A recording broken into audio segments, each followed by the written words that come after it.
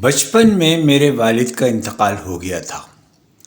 میرے والد کی کوئی انشورنس پالیسی نہیں تھی۔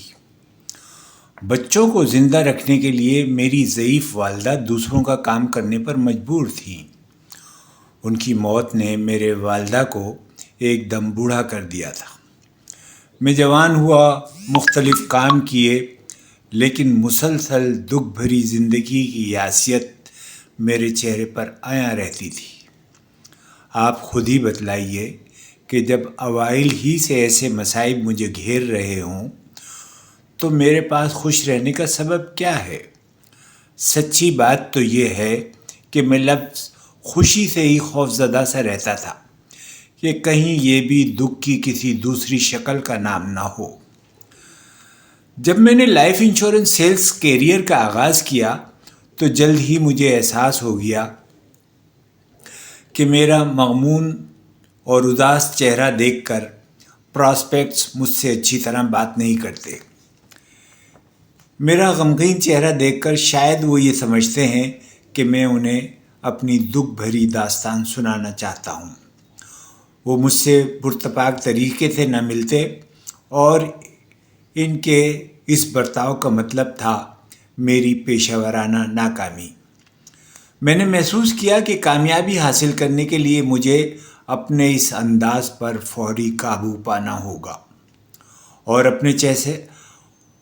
اپنے چہرے کے تاثرات کو لازماً بدلنا ہوگا۔ میں جانتا تھا کہ سالہ سال کی شدید گھریلو تکالیف کے ان نشانات کو اپنی شخصیت سے مستقل مٹانا آسان کام نہیں ہے،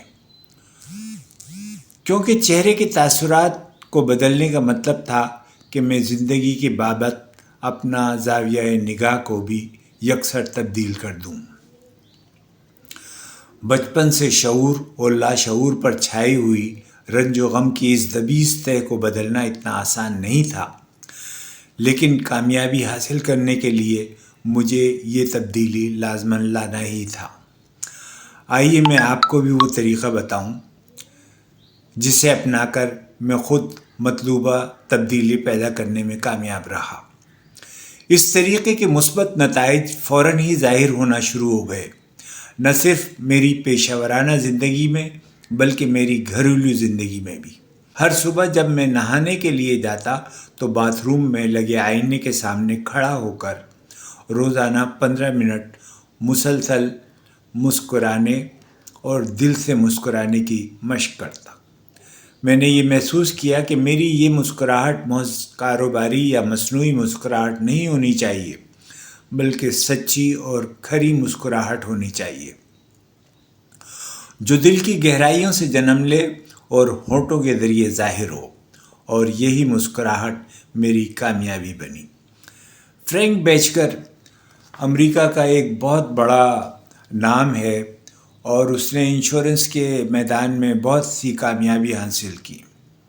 وہ اپنا یہ قصہ سناتا ہے اور اس کے بعد وہ کہتا ہے کہ میں نے لوگوں سے ملنا شروع کیا اور میں لوگوں میں اس قدر مقبول تھا کہ لوگ میرا انتظار کیا کرتے تھے۔ وہ مجھی سے پالیسی بنوانا چاہتے تھے، مجھی سے انشورنس کے بارے میں مشورہ کرتے تھے۔ انسان کی خوش خلقی اور اس کی جو لوگوں سے بات چیت وہی اس کی شخصیت کا اظہار ہوتی ہے۔ اگر آپ انشورنس کے پیشے میں ہیں اور آپ اس کیریئر میں اپنا نام پیدا کرنا چاہتے ہیں تو آپ کو اپنی شخصیت میں ایک دلکشی، ایک جامہ جیبی اور ایک مسکراہٹ لانی ہوگی۔ آپ کا انداز جو ہے ہمیشہ خوش رہنے والا ہونا چاہیے۔ لوگ آپ کو دیکھ کر خوش ہوں اور جب آپ سے لوگوں کی خوشی وابستہ ہو تو پھر بیمے کا کام آسان ہو جاتا ہے۔ آج کا یہی پیغام۔ اگر آپ کو ہماری یہ ویڈیو پسند آئی ہے تو پھر اسے لائک کریں اور ہمارے چینل کو سبسکرائب کریں۔ انشورنس کے بارے میں مزید معلومات کے لیے بیمہ کار کی ویڈیوز اور بیمہ کار رسالہ آپ کی مدد کے لیے ہر وقت موجود ہے۔